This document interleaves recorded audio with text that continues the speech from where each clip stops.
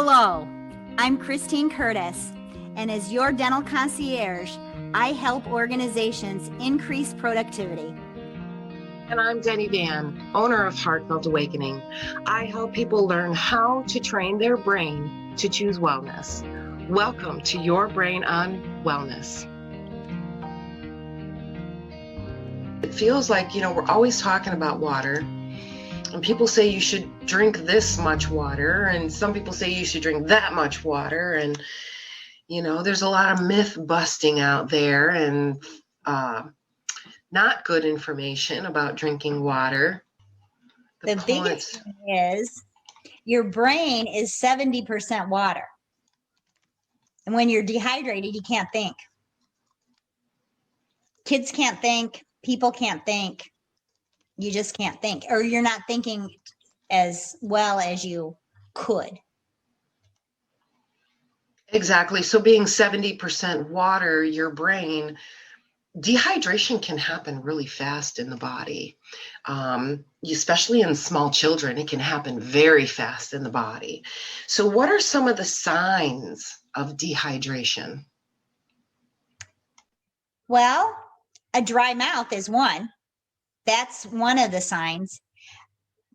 Again, brain fog, and we all have that.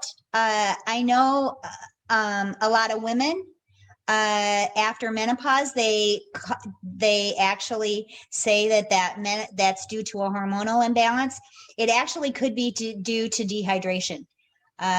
I know with all of the medicines that people take, especially for hypertension, those kinds of things, that can actually lead to dehydration very quickly. And for most of the time, you can tell if your skin is dry, that's a dehydration thing. If you're putting on lotion all the time, you're dehydrated. It needs to come from within. That hydration needs to come from within rather than keep putting it on the outside. Your hair being dry, that's a sign of dehydration. And those are severe dehydrations that don't get better just in a day. You have got to continually stay hydrated and put that on your list of self-care so that you can feel better. If you have muscle aches, actually Charlie horses, those are muscle aches. Those are signs of dehydration. If you are out in some place and it's very hot and you're the only one not sweating, that's a sign of dehydration. Excessive sweating can also be a sign of dehydration because all of those toxins are trying to come out of your body and there's no way for them to be metabolized any other way.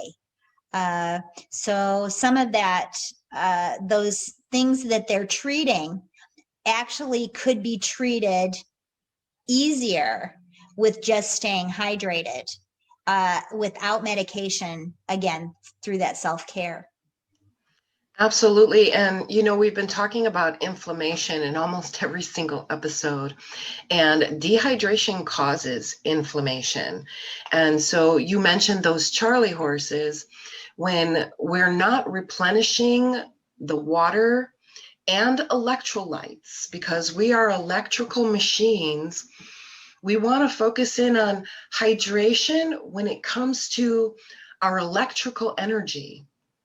So water is a conductor of energy, and we want to make sure that it's clean water. And when you mention that the brain is 70% water and the signs of dehydration and beginning to cause this inflammation, we can see why the water we drink is number 2 in the 6 areas of brain wellness. And not only the amount of water you drink, but the quality of water. And many times just some kind of filtration is all you need. You can put filtration to get tap water and filter that water, but you don't have to go out and buy bottles of water, because a lot of times these things are just filtered water, right? So just filter your own water.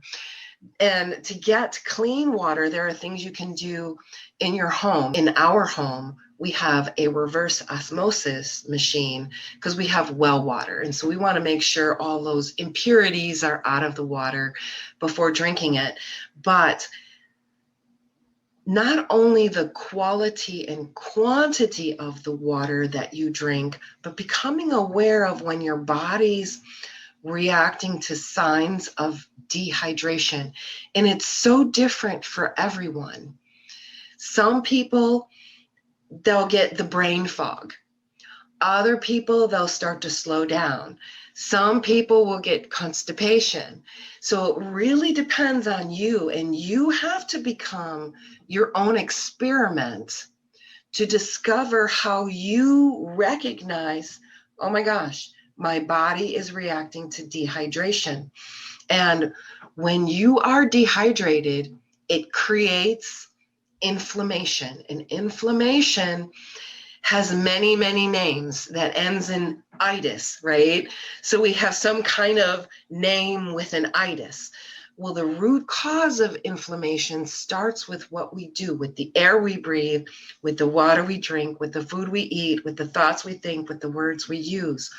All of these boil down to, are you creating inflammation in your body, or are you creating a space for your brain to thrive in wellness? And this is what we want to do here, is we want to give you these tools to just do one little thing at a time. One little thing. And what's our challenge for them, or what's our plan of action for them this week when it comes to the water you drink? So I want you to drink half of your body weight in ounces every day. And one way to do that is to set an alarm on your phone every hour and a half that you're awake, and take a bit of water. So, as an example, if you are 150 pounds, you need to drink 75 ounces of water in a day. And Denny has a wonderful 32-ounce bottle of water. You have to fill it twice, and you have stayed hydrated for your entire day, and every hour and a half. Absolutely. And you know, we're no different than plants. Have you ever had a plant that maybe you forgot to water and it became very dry? And then you put a bunch of water in it and it just kind of went right through, right through the bottom. So we are no different. We can't go for long periods of time and expect to drink at least the minimum of 8-ounce glasses, which is 64 ounces, or that would be your minimum, or half your weight in ounces. Water, that's a good range. You don't want to just drink all of that in one sitting. So what I love to do is I drink 16 to 22 ounces right when I first get up in the morning. When I first get up in the morning, empty stomach.